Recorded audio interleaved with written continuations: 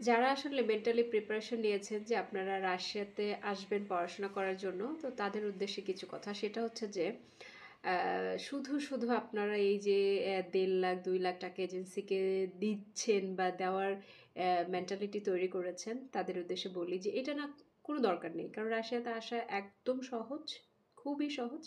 Just আপনি যে ইউনিভার্সিটিতে এপ্লাই করতে চান সেই ইউনিভার্সিটির ওয়েবসাইটে যান, সেখানে দেখবেন সব কিছু দেওয়া আছে। কার সাথে আপনার কন্ট্যাক্ট করতে হবে, আপনাকে টিউশন ফি কত দিতে হবে, কি করতে হবে, সব কিছুই কিন্তু নিজে থেকেই করতে পারবেন।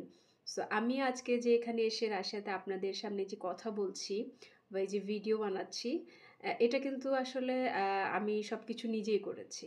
তো আমি এখানে এসছি, আমার হচ্ছে ৳১ এক্সট্রা খরচ হয়নি। সবকিছু আমি নিজে করেছি।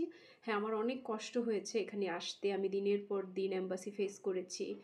সিরিয়ালে দাঁড়িয়েছি, লাইনে দাঁড়িয়েছি যে কখন আমার ইন্টারভিউটা আসবে, কখন আমার টার্নটা আসবে ইন্টারভিউর জন্য। কারণ আ রাশিয়ান এম্বাসিরা সামনে হচ্ছে অ্যাম দাঁড়ালে আপনার বা আপনি বলতে পারবেন না যে আপনার টার্নটা কখন আসবে বা আপনার ইন্টারভিউর সময়টা কখন আসবে।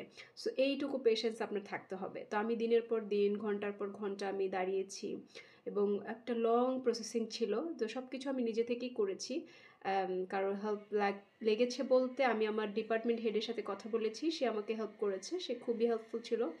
আর আপনাদের যদি দেখা যায় এরকম কোনো পরিচিত থেকে থাকে বা আপনাদের দেখা যায় আপনি যে ইউনিভার্সিটিতে এপ্লাই করছেন সেখানে যদি আপনার কোনো সিনিয়র ভাই বা বোন থাকে, তাদের হেল্প আপনি নিতে পারেন কোনো এজেন্সির মাধ্যমে না গিয়ে। তো আসলে আমরা তো দেশে থেকে মায়ের আঁচলের নিচে বেড়ে ওঠা সন্তান। আমরা আসলে কষ্ট করতে ইচ্ছুক না বা আমরা কষ্ট করতে চাই না। আমরা কষ্ট করতে অভ্যস্ত না। আমি এখানে এসছি আসলে এই জিনিসটা মোটেও সহজ ছিল না। লং একটা প্রসেসিং ছিল। আমি সবকিছু নিজে করেছি। তারপরেই কিন্তু এই রাশিয়াতে এসেছি। আমি একজনের হেল্প চেয়েছিলাম। সে আমাকে ৬ মাস ঘুরিয়েছে। আল্টিমেটলি আমাকে 0 একটা আউটকাম দিয়েছে। সেখান থেকে আমি শিখেছি। শিখে তারপর কিন্তু নিজেই সবকিছু করেছি। যে আসলে সবার মেন্টালিটি থাকে না হেল্প করার। আর সবাই হেল্প করতে চাইলেও পারে না। অনেকেই হেল্প করতে চায় কিন্তু অনেক সময় হয়ে ওঠে না। তাই বলে আমি বলব না যে সবাই একরকম। আম তো আমি অনেক দিনের পরে দিন সিরিয়াল দাঁড়িয়েছি ইন্টারভিউর জন্য। তারপরেই কিন্তু আমি এখানে এসছি। তো আপনি হচ্ছে বিদেশে আসার মেন্টালিটি নিচ্ছেন। তার মানে আপনাকে সবকিছু ছেড়ে তারপর কিন্তু আপনাকে বিদেশে আসতে হবে।